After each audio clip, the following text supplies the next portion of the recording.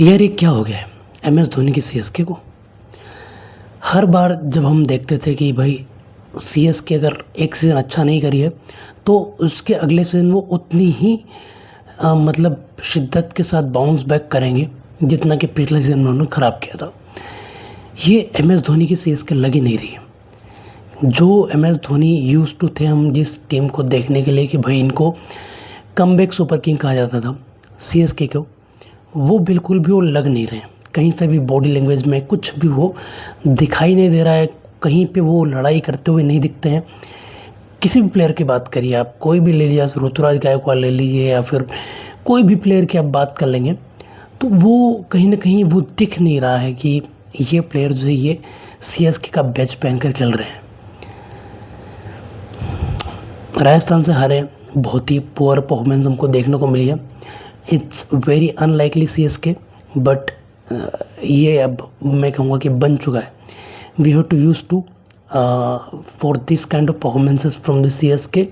ये कम से कम इनका 2 से 3 साल और चलने वाला है, क्योंकि तब तक ये जो टीम है रिदम में नहीं आने वाली है।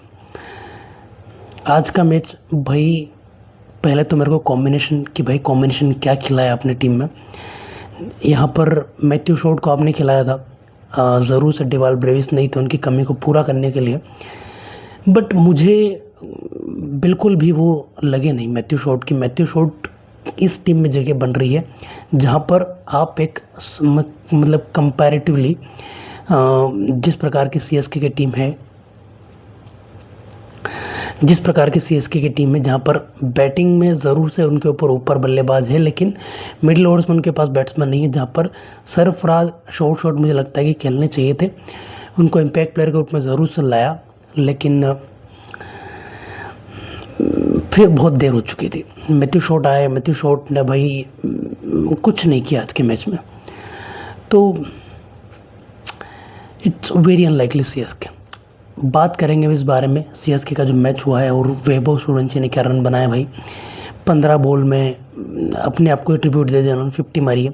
उनके जो 15th बर्थडे भी उन्होंने सेलिब्रेट किया था, तो खुद को उन्होंने जो ट्रिब्यूट दे दिया 15 बॉल में 50 मार के अगेंस्ट सीएसके। और जोफ्रा आर्चर और नांद्रे बर्गर की शानदार गेंदबाजी हमको देखने को मिली। रविंद्र जडेजा का रिवेंज भी हमको देखने को मिला। सबके बारे में बात करेंगे, साथ ही बात करेंगे हम जीटी वर्सेस पंजाब का जो मैच होने वाला है उसके बारे में भी बात करेंगे। सबसे पहले वीडियो को लाइक कर दीजिए, चैनल को सब्सक्राइब कर दीजिए और वीडियो को हम शुरू करते हैं। सबसे पहले बात करें हम टॉस, जहां पर बहुत कुछ चीज़ें जो निर्भर करने वाली थी आज के मैच में, क्योंकि पिच जो है वो बहुत ढकी हुई पिच थी और मॉइस्चर था पिच में, और जहां पर जो टीम पहले गेंदबाजी करने वाली है उसको उसका ज़रूर से फ़ायदा मिलने वाला था। और यही सीएसके किससे हो गई है चुक, क्योंकि वो जो है टॉस हार जाते हैं और जैसे ही राजस्थान टॉस जीतती है वो भाई चूज़ करते हैं कि हम जो है बॉलिंग करने वाले हैं। तो यहाँ पर ज़रूर से ये एक चीज़ थी कि यहाँ पर शुरुआत में तेज़ गेंदबाजों को मदद मिलने वाली है, और उस पर सोने पे सुहागा किया भाई जोफ्रा आर्चर और नांद्रे बर्गर ने। दोनों ने बहुत ही बढ़िया गेंदबाजी करी, बिल्कुल भी जो है पीछे गेंद को नहीं खींचा, उन्होंने आगे आगे गेंद को रखा। जहां पर कमजोरी थी संजू सैमसन की, उनको पकड़ कर रखा हुआ था, और जिस बॉल पर उन्होंने नांद्रे बर्गर ने संजू सैमसन को आउट किया, what a ball it was. मतलब शानदार बॉल थी, बिल्कुल अनप्लेबल थी जिस प्रकार से आउट हुए संजू सैमसन। ज़रूर से वो फॉर्म जो है उनकी थी वर्ल्ड कप में जहाँ पर वो रन बनाते हुए आ रहे थे, लेकिन यहाँ पर एक बिल्कुल मैं कहूँगा कि नए सेटअप में वो थे। डिफरेंट रिस्पॉन्सिबिलिटीज़, वो सारी चीज़ें होती हैं जहाँ पर आपको जो है उसके अकॉर्डिंग खेलना पड़ता है, और यहाँ पर वो आज सफल नहीं हो पाए। और कहीं ना कहीं मुझे लग रहा था कि ऋतुराज और संजू सैमसन को ओपन करना, क्योंकि भाई बीच में हमारे पास ब्रेविस नहीं थे, और अगर जल्दी विकेट गिर जाएगी तो भाई मिडिल ओवर में खेलने के लिए कोई बल्लेबाज है नहीं जो टिक कर बल्लेबाजी कर लेगा। तो ये चीज़ हमारे पास थी, इस चीज़ को हम लैक कर रहे थे। इसको हमने जो चाहा कि हम दुबे से मैथ्यू शॉट से इस चीज़ को सॉर्ट आउट कर लेंगे, लेकिन वो इनफ नहीं था। यहाँ पर मुझे चाहिए था कि भाई मेरी तरफ से जो आयुष मात्रे और संजू सैमसन ही ओपन करे, या मैं चाह रहा था कि भाई अगर ऋतु और आयुष ओपन करे तो कहीं ना कहीं मिडिल ओवर में आकर संजू सैमसन खेल सकते हैं। तो ये मैं चाह रहा था कि भाई जो गैप है ना जो रन बनाने के लिए मिडिल ओवर्स में, वहाँ पर संजू कहीं ना कहीं उस चीज़ को फिल कर सकते हैं, जो कि स्पिनर्स और पेसर दोनों को अच्छे से खेल सकते हैं। तो ये एक इंटीग्रेशन जो सीएसके कर सकती थी। इसके अलावा भाई उन्होंने ऋतु और संजू के साथ ओपन किया। ऋतु जहाँ पर कि एक ख़राब शॉट खेलकर आउट हुआ, लेकिन कहीं ना कहीं वो एक उस प्रेशर को रिलीज़ करने के चक्कर में जो बना के रखा हुआ था जोफ्रा आर्चर और नांद्रे बर्गर ने, तो उसको रिलीज़ करने के चक्कर में जो आउट हो जाते हैं गलत शॉट खेल के। वहीं आयुष मात्रे आते हैं जो कि भाई उनकी वही जो दिक्कत बाउंस वाली, जहाँ पर वो कमजोरी पकड़ चुकी है सामने वाली टीम है उनकी, और वहाँ पर एक गलती से जो पोल टच हो जाती है और विकेट अपने गंवा देते हैं। उसके बाद मैथ्यू शॉट आते हैं, कुछ खास वो नहीं कर पाते, मैथ्यू शॉट को भी आउट कर देते हैं भाई जो नांद्रे बर्गर होते हैं, स्लोअर बॉल होती है और आउट हो जाते हैं मैथ्यू शॉट। उसके बाद भाई स्पिनर्स आते हैं रविंद्र जडेजा और आयुष रवि बिश्नोई, जो कि बहुत ही बढ़िया गेंदबाजी उन्होंने भी करी है स्पिनर के हाल से देखा जाए तो। रविंद्र जडेजा ने भाई सीएसके से बदला ले लिया उनके ट्रेड का कि भाई मेरे को सेल कर दिया तुम लोगों ने, और उन्होंने भाई 2 विकेट लिए। मैच के बाद उन्होंने बोला भी सही कि पिंक मुझे शूट करता है, लेकिन एक बार मैंने जब फील्ड पर देखा उनको तो वो थोड़े से सैड दिख रहे थे, तो आई डोंट नो कि वो क्या था, वो मिस कर रहे थे कि इन प्लेयर के साथ में खेलता था, अब इनके अगेंस्ट खेल रहा हूँ, वो सारी चीज़ें। लेकिन बॉलिंग में भाई बिल्कुल उन्होंने शानदार बॉलिंग करी, 3 ओवर में सिर्फ 18 रन दिए और 2 विकेट लिए, तो बहुत ही शानदार बॉलिंग उन्होंने करी। और दुबे को आउट किया उन्होंने, दुबे जो कि पहले गेंद पे छक्का मारा था कि, और उनको आउट किया उन्होंने, तो कहीं ना कहीं वो बहुत मैं कहूँगा कि राहत दिलाई होगी उन्होंने राजस्थान रॉयल्स को, क्योंकि पहली गेंद पे अगर छक्का मार दिया था और दूसरी गेंद में लॉन्ग ऑन पे उन्होंने उसको कैच करा दिया। भाई थोड़ी सी वाइड लाइन पे जो बॉल डाली उन्होंने, और उनको पता था कि भाई दुबे इतनी लंबी बॉल मारने जाएंगे, इतना लंबा खींच के मारने जाएंगे तो कहीं ना कहीं उनको जो यहाँ पे वो टैकल कर सकते हैं, और उन्होंने पूरी तरीके से वो किया। जडेजा ने आउट किया दुबे को। उसके बाद भाई पूरी तरीके से कोलैप्स कर चुके थे, जहाँ पर 19 पर 3 विकेट हो गए थे। उसके बाद ये 2 विकेट जल्दी जल्दी गिर गई, और पावर प्ले में ही पूरी तरीके से कमर टूट चुकी थी सीएसके की। और उसके बाद भाई कुछ बचा नहीं था टीम में। भाई डेब्यूटेंट आए थे प्रशांत वीर कार्तिक शर्मा, जिनको कि आज मौका दिया गया था, डेब्यू किया उन्होंने, और वो भी उतना कुछ खास नहीं कर पाए। एक छक्का ज़रूर से उन्होंने लगाया, लेकिन बहुत ज़्यादा टीम के ऊपर जो है वो दबाव बन चुका था रन बनाने के लिए, और कहीं ना कहीं उस प्रेशर को जो है पूरी तरीके से कॉप अप नहीं कर पाए, और वो भी अपने विकेट गंवा देते हैं। सरफराज खान को इम्पैक्ट प्लेयर के रूप में लाया भाई सीएसके ने, कुछ अच्छे शॉट्स उन्होंने ज़रूर से लगाए, लेकिन कहीं ना कहीं मुझे लगता है कि वो प्रॉपर प्लेइंग 11 में खेलना डिजर्व करते थे, जहाँ पर मैथ्यू शॉट को नहीं खिला सकते थे। मैथ्यू शॉट की जगह जो प्रशांत वीर को वो ला सकते थे, तो कहीं ना कहीं एक नीचे जो बैटर है वो उसकी जगह बन जाती, और ऊपर अगर सरफराज खान होता है तो कहीं ना कहीं वो उस जो चीज़ जो सीएसके लैक कर रही थी बीच में डेप्थ के लिए बैटिंग की, वहाँ पर जो है उनको थोड़ी सी मदद मिल सकती थी, इस चीज़ को जो वो कैपिटलाइज कर सकते थे। उर्विल पटेल नहीं खेले आज, कहीं ना कहीं मुझे लगता है कि उर्विल पटेल को भी खेलना चाहिए था। मैथ्यू शॉट ज़रूर से हम भाई वो नाम है कि भाई मैथ्यू शॉट है ये वो सब, लेकिन इस प्रकार की जब कंडीशन होगी वहाँ पर मैथ्यू शॉट जो है कहीं ना कहीं स्ट्रगल करेंगे, और भाई स्लोअर गेंद आई और आउट हो गए मैथ्यू शॉट, तो इस प्रकार से आउट हो जाते हैं। और भाई जेमी ओवर्टन ने भाई बचा के रखा हुआ था, जैसे तैसे 127 रन बनवा दिए जेमी ओवर्टन ने, वरना वो भी नहीं बनने वाले थे। 127 रन पे ऑल आउट हो जाती सीएसके, 43 रन बनाए भाई जेमी ओवर्टन ने, और अच्छी बल्लेबाजी करी यहाँ पर लास्ट में आकर भाई अंशुल कंबोज ने भी कहीं ना कहीं यहाँ पर अब जो चीज़ें हैं सीएसके को वापस से रिवैम्प करनी पड़ेगी, वापस से देखना पड़ेगा कि भाई क्या दिक्कत हो रही है। सबसे पहली चीज़ जो मैंने बोला कि भाई ओपनिंग को उनको थोड़ा सा चेंज करना पड़ेगा यहाँ पर, और उसके बाद जो है बाकी की चीज़ें जो सुधार सकते हैं। नंबर 3 पर यहाँ पर आयुष मात्रे आते हैं। नंबर 3 पर आयुष मात्रे आते हैं तो वो ओपनर बैट्समैन है, नंबर 3 पर उनको आप खिला रहे हैं, तो कहीं ना कहीं एक नया बैट्समैन है, और उसके ऊपर दबाव भी बन जाता है जब पहला विकेट जल्दी गिर जाता है, तो कहीं ना कहीं मुझे लगता है कि थोड़ा सा इस चीज़ को चेंज करने की ज़रूरत है। अगर सीएसके करती है तो मुझे लगता है कि फ़ायदा ही होने वाला है, नुकसान नहीं होगा। ये हो गई सीएसके की बैटिंग की बात। भाई बॉलिंग अगर आरआर की बात करें तो बहुत ही शानदार उन्होंने करी है। शुरुआत में जो जकड़ के रखा हुआ था उन्होंने, शुरू के 6 ओवर में जो बिल्कुल रन नहीं दे रही थी आरआर की टीम, और जोफ्रा आर्चर बिल्कुल टप्पे पे गेंदें डाल रहे थे, और उसके साथ साथ नांद्रे बर्गर, दोनों ने बहुत ही बढ़िया शुरुआत दिलाई आरआर को। उसके बाद एक नए गेंदबाज उन्होंने लिए थे शर्मा, उनको उन्होंने जो है गेंदबाजी करवाई और बढ़िया गेंदबाजी करी उन्होंने। मुझे जब वो बॉलिंग कर रहे थे मुझे लग रहा था कि मोहम्मद शमी जैसा वो रिजेंबल कर रहे हैं उस प्रकार की उनकी गेंदबाजी मुझे दिख रही थी।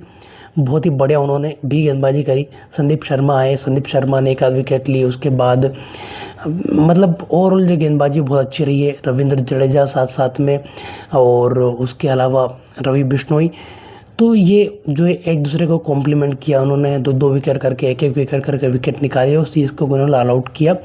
जहाँ पर जब बैटिंग की बात आई भाई आरआर की, तो वहाँ पर धागे खोल के रख दिया भाई वैभव सूर्यवंशी ने।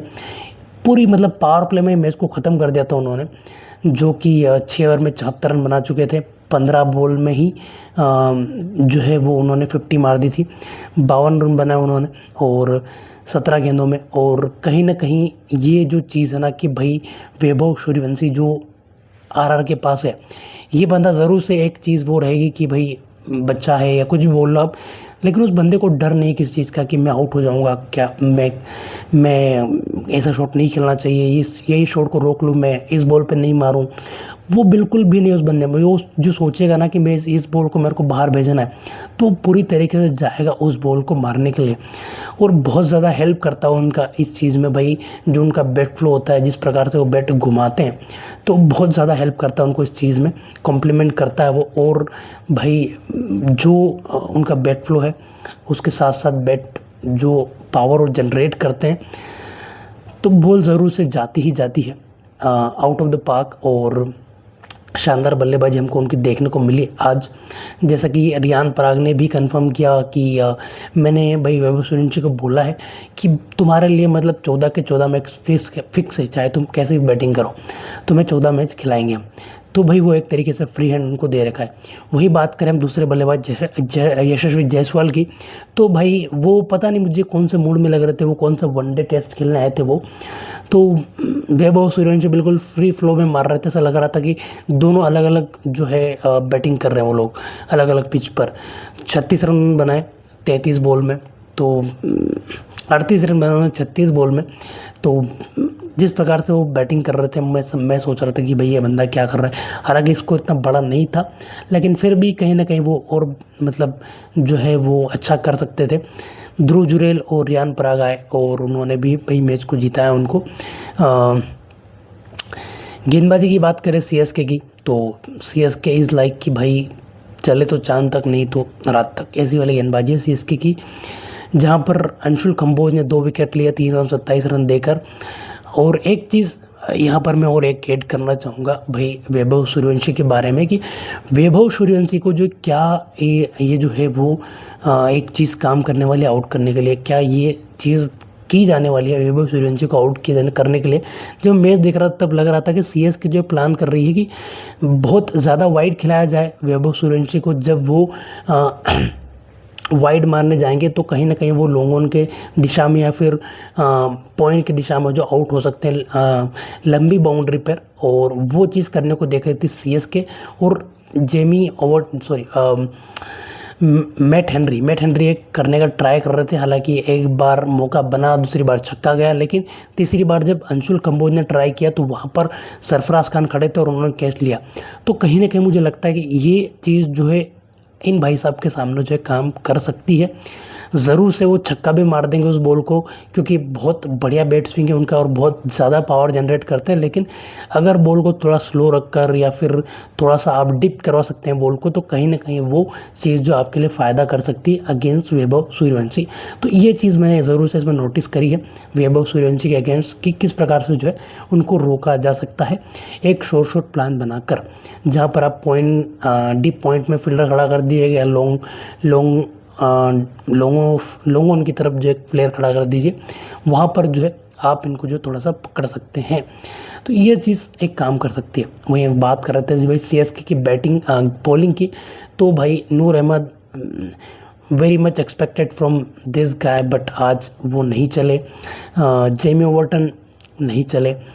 मैट हेनरी जिन पर की रिलाई करने वाली थी जो कि सीएसके की टीम, वो आज बहुत ही ख़राब परफॉर्मेंस उनकी तरफ से हमको देखने को मिली।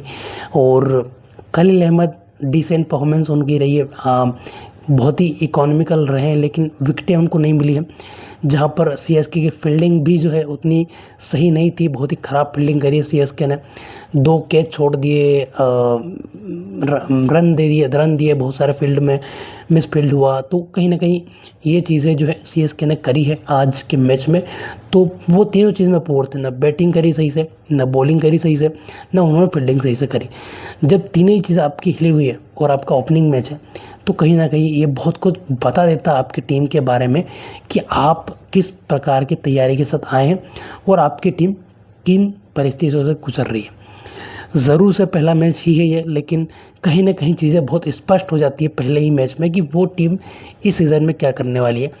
कुछ कहना मतलब बहुत अतिशयोक्ति होगा, लेकिन इस प्रकार से अगर सीएसके खेलती रही, या फिर ये जो हम कह रहे हैं ना कि भाई ये एम एस धोनी की सीएसके नहीं है, या कि पिछली बार जब ऐसा हुआ था जब सीएसके बॉटम में लगी थी तब उन्होंने कमबैक करके भाई टाइटल ही जीत लिया था, लेकिन वहाँ पर ये टीम नहीं है अभी। और यहाँ पर एक ये भी चीज़ देखने वाली रहेगी कि सामने की जो टीम है वो बहुत ज़्यादा और स्ट्रॉन्ग हो चुकी है ऑलरेडी।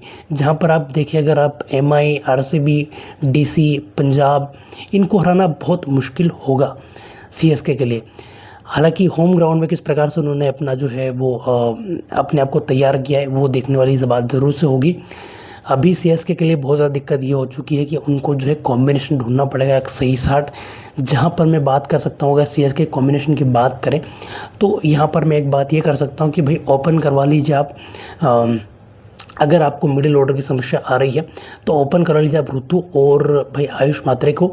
नंबर 3 पर आप जो है वो उर्विल पटेल को ले आइए। नंबर 4 पर आप शिवम दुबे को रखिए। नंबर 5 पर संजू सैमसन को रखिए। नंबर 6 पर अगर प्रशांत वीर खेलते हैं या फिर कार्तिक शर्मा खेलते हैं तो उनमें से कुछ रख सकते हैं आप, या फिर इन दोनों प्लेयर को खिलाइए। मैं बोल रहा हूँ इन दोनों प्लेयर्स को खिलाइए। ज़रूर से इनएक्सपीरियंस्ड है, लेकिन इनको अगर जगह मिलेगी तो आपको फ्यूचर में बहुत हेल्प मिलने वाली है इन प्लेयर्स से, क्योंकि इस सीज़न में बहुत कुछ एक्सपेक्ट नहीं कर रहा हूँ सीएसके से।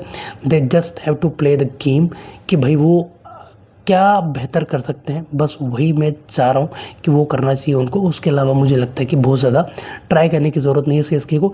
Just make your combination better, यही एक चीज़ सीएसके कर सकती है। तो ये जो लाइनअप है बैटिंग में अगर खिला लेती है सीएसके तो कहीं ना कहीं मुझे लगता है कि, हालांकि ब्रेविस अभी नहीं है, ब्रेविस जब आ जाएंगे तब ये चीज़ें बदल जाएंगी, लेकिन आने वाले 2 मैच जो हैं इनमें ये चीज़ ट्राई करनी चाहिए सीएसके को। और सरफराज की जगह अगर बनती है तो उनको खिलाना चाहिए, क्योंकि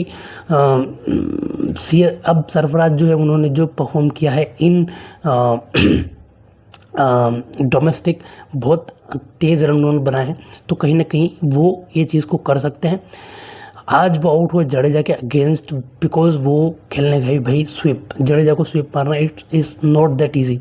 तो जब जडेजा को स्वीप खेलने गए तो कहीं ना कहीं वहाँ पर वो मिस जज कर गए उनको, तो उस वजह से वो आउट हो गए। मैं नहीं कहूँगा पूरी तरीके से उसकी गलती है, लेकिन ज़रूरत थी वहाँ पर, इंटेंट वो दिखाने का प्रयास कर रहे थे, उस वजह से वो आउट हो गए।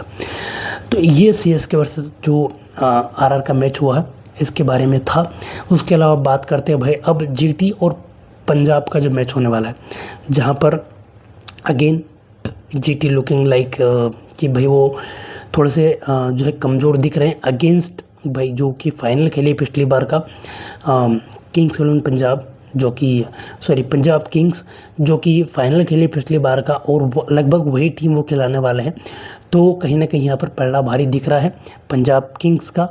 उनके पास भाई वो बैटिंग पावर भी है, बॉलिंग भी है उनके पास अच्छी खासी, जहाँ पर अर्शदीप है उनके पास, मार्को यानसन है, स्पिनर में अगर देखा जाए तो चहल है। तो ये बॉलिंग इनके पास है, शॉर्ट बॉलर है उनके पास बहुत अच्छे अच्छे। तो ये चीज़ यहाँ पर जो पंजाब के लिए काम करने वाली है। बैटिंग में अगर देखा जाए तो अय्यर है, दो उनके जो प्रभसिमरन और जो दोनों उनके ओपनर है, प्रभसिमरन और क्या नाम है उस भाई का,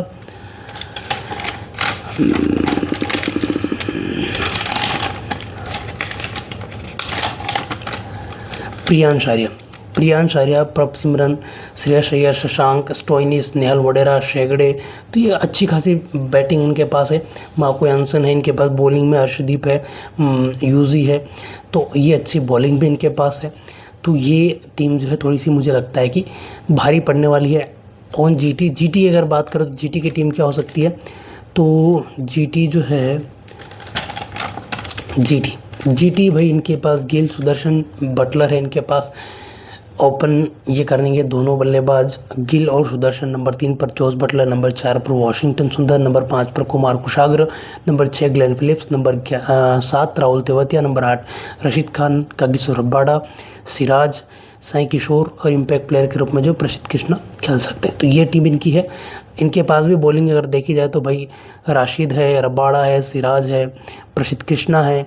तो ये इनके पास ज़रूर से बॉलिंग है। बैटिंग में भाई गिल है जो कि